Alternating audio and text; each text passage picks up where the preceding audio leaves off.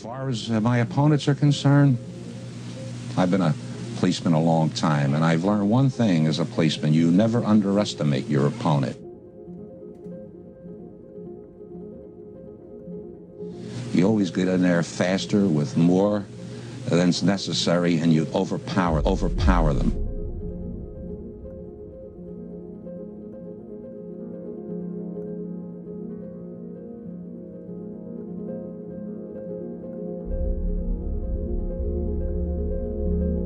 Police say the suspect was caught on surveillance camera. At the time, the suspect was wearing a red hooded sweatshirt. Meantime, we turn to our other big story here today. New clues in the all-out search for the gunman who ambushed a group of Philadelphia high school football players. Tonight, Philadelphia police say this 16-year-old is responsible for a months-long reign of gun violence which left 4 people dead. It's on the 600 block of Oregon Avenue. Shows multiple shooters get out of this dark-colored sedan and begin opening fire. Security video shows the moments 3 gunmen get out of a gray car and open fire. The boys are our endangered species. They're dying. They're dying in numbers. You will find that whether you're looking at health statistics or you're looking at criminal statistics, that is the black adolescent male who is the one that is doing the most dying. Dear black boys, thank you for not loving yourselves. Overpower them. Thank you for murdering one another in cold blood over nonsense. Who is the one that is doing the most dying. Thank you for keeping my prisons full. Thank you for leaving your mothers and children behind without anyone to protect and defend them. Thank you for leaving your sons without male role models in the home so that your cycle of misery continues. You make my job so much easier. I pray you never get your act together. Sincerely, white supremacy.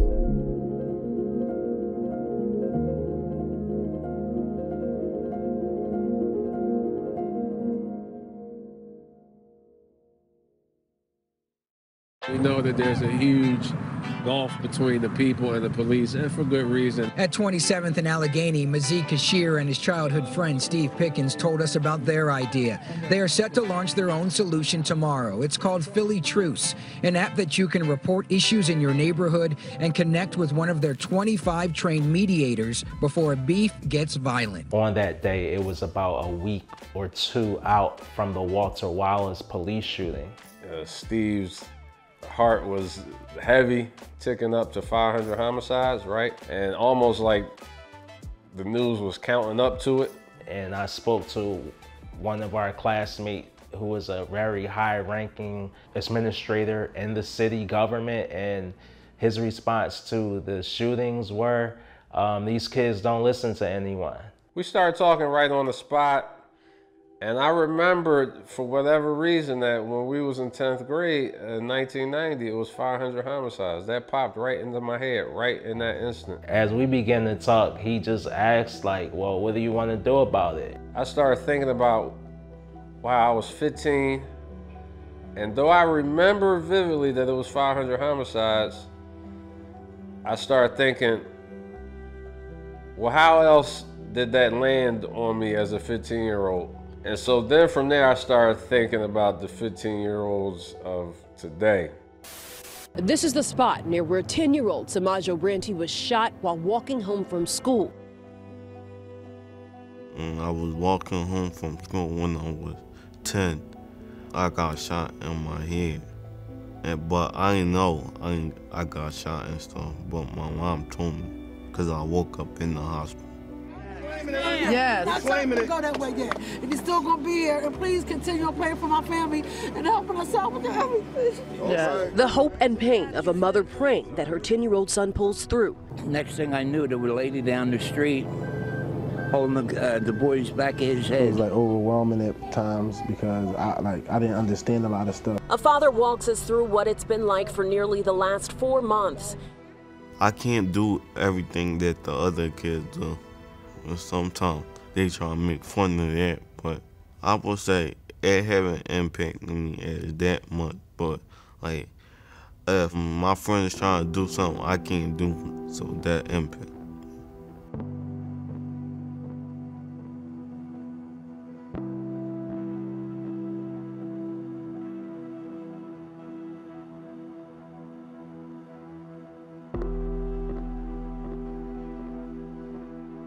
From that day forward, Steve and I began to talk every day about what it's going to look like for us to get in the fray of this.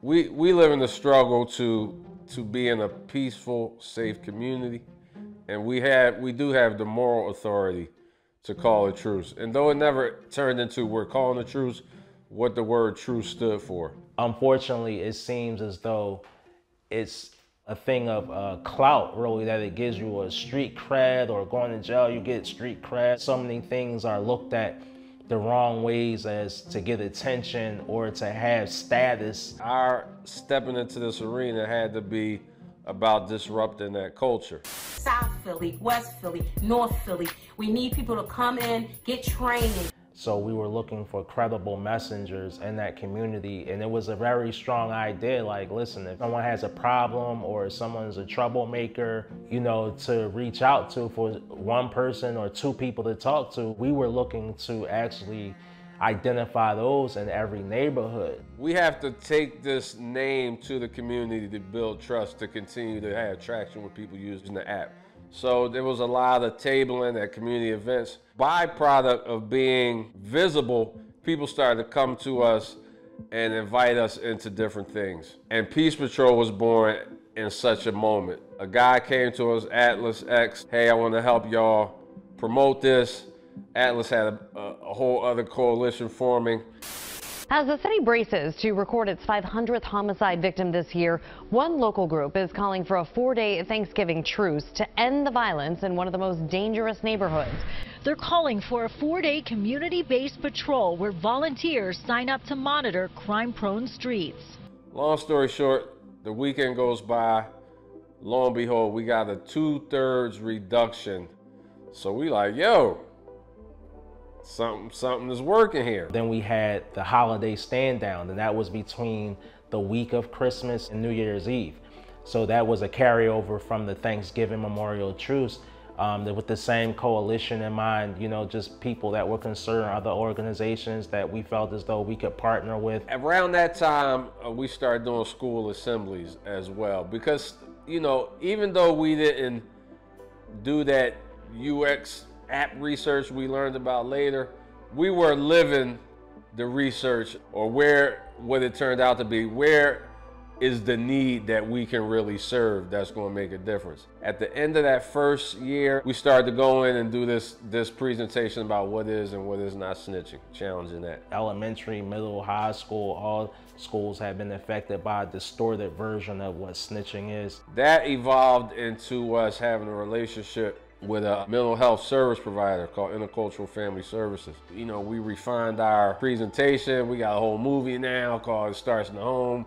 We got questions popping up on the screen, like we got a whole thing, we got a worksheet. And then the principals start calling us back. Hey, we got this situation. Can you come and talk to these kids? That's when we started to see, okay, for what our intention was, how can an app really facilitate the work we doing in the real world? And that's where we had a misstep. We didn't have real world experience that the app was automating a process of. He told me about the fight. Then he sent me the messages. After the confrontation, Romar's mom, Alicia Corley, looked for help. She connected with PHILLY TRUCE. After some mediation, Romar and the other young man signed a truce outside City Hall this weekend. It felt good to know that one disputed, the other disputed, mediation. Then we started to see, okay, this where we can have some traction, and this is a process that's could be replicated and made more efficient in the app. And from there, we started to think about how we could really service them, because we saw that was a need that we could fulfill. What I was most surprised to find once we started getting really involved was how many times Black people had already solved this problem. And the first story I came across was the house of Umoja, Queen Mother Falaka Fatah and David Fatah. By all accounts, one of the most critical of those community groups is located in one of the toughest and most blighted areas of the city. Here on Fraser Street in West Philadelphia, One mother, Falaka Fatah, started a program for boys called the House of Umoja because her own son had joined a gang. They found out that one of their sons was not only in a gang, but like a shot caller, a little high up. They moved that entire gang, 15 boys, into their row home. Had them all sleeping on the floor in the living room. They reparented it and they brought them in, you know, where they didn't have the support at home or in the schools or wherever that was lacking, to actually turn them into productive members of society. They're dying. They're dying. And that's what eventually gave birth to the House of Umoja, where they eventually, I believe, went on to have maybe 20 row homes on one block.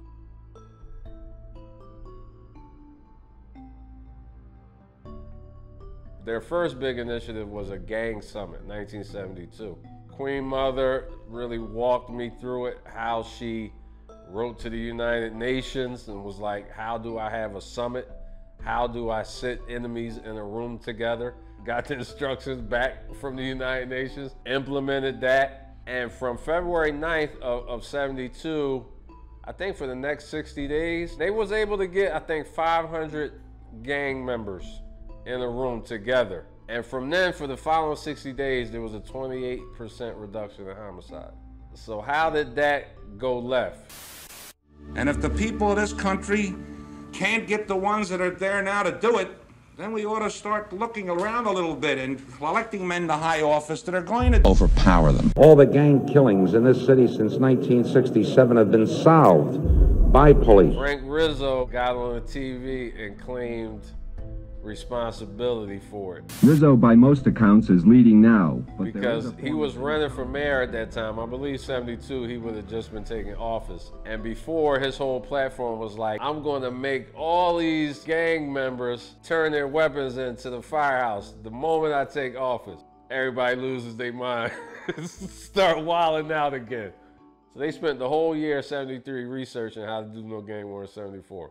This is what I learned when I went to ask Queen Mother, how could we do a summit? That was our way of wanting to reach high-risk individuals that's in the community to give them a way out. We want to invite these guys. We want to take the engagement part out of y'all's hands, because you're not going to be effective knocking on people's door with the cops. Let us do it as the community. They didn't want to do it. That approach right there, Queen Mother was like, I'm not feeling that.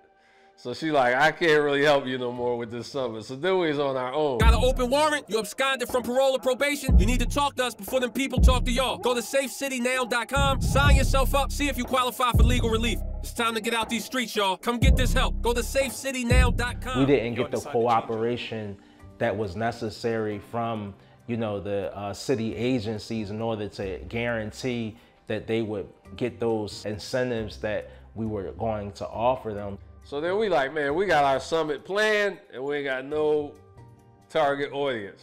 But by the grace of God, we keep working, and the Safe City Boys actually came about as a pivot from the summit due to a lack of cooperation, and with the assemblies that we were doing around a movie called It Starts in the Home, because that's what so many people say about the behaviors that are carried out in the schools and in public, in the streets. The Safe City Board is a community to help our community resolve conflict without violence, and it teaches us a very important lesson, how to help our community and stop the violence and stop killing one another. I'm only out here because I believe y'all can do something in this community. I'm not used to training young men. I'm used to training men. But I want to try to lend some of my expertise to y'all so y'all don't look like a gang walking through North Philly. You understand what I'm saying? You want to make sure you're walking with somebody that's going to look you in your eye. All right? So let's do that again. Shake your hand, look each other in the eyes. Mr. Steve, he teach me a lot of new stuff when we going on the way to work. And Mr. Mazzie, I appreciate him because he like the whole one that thought about the organization and like bring it to life. So how do you think that plays onto your ultimate purpose? I can tell my story. I think it helped me out how to figure out to find the Safe City Boy and how to join the organization. Cause if I didn't get shot, I wouldn't even thought about joining them, the Safe City Boy.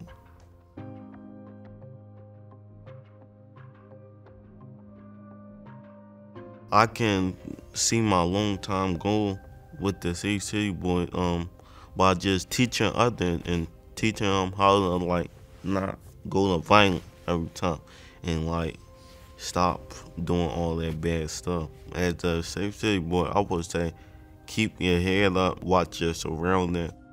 Try to stop all the fighting and using drugs and stuff.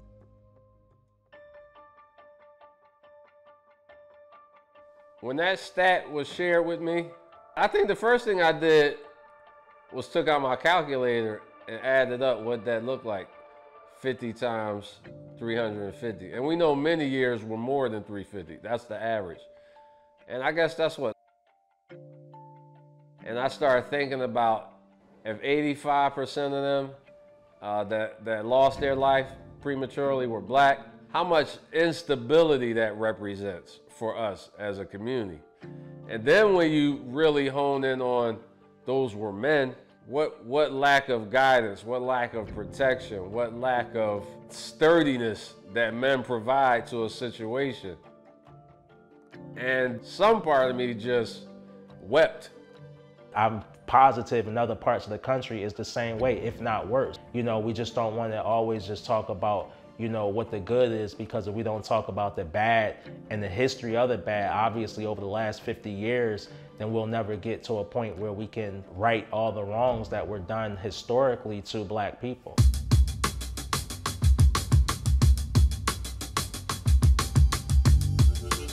Yo, let me holler at you for a second, youngin'. You see, first it was Scarface, then King of New York, then New Jack City.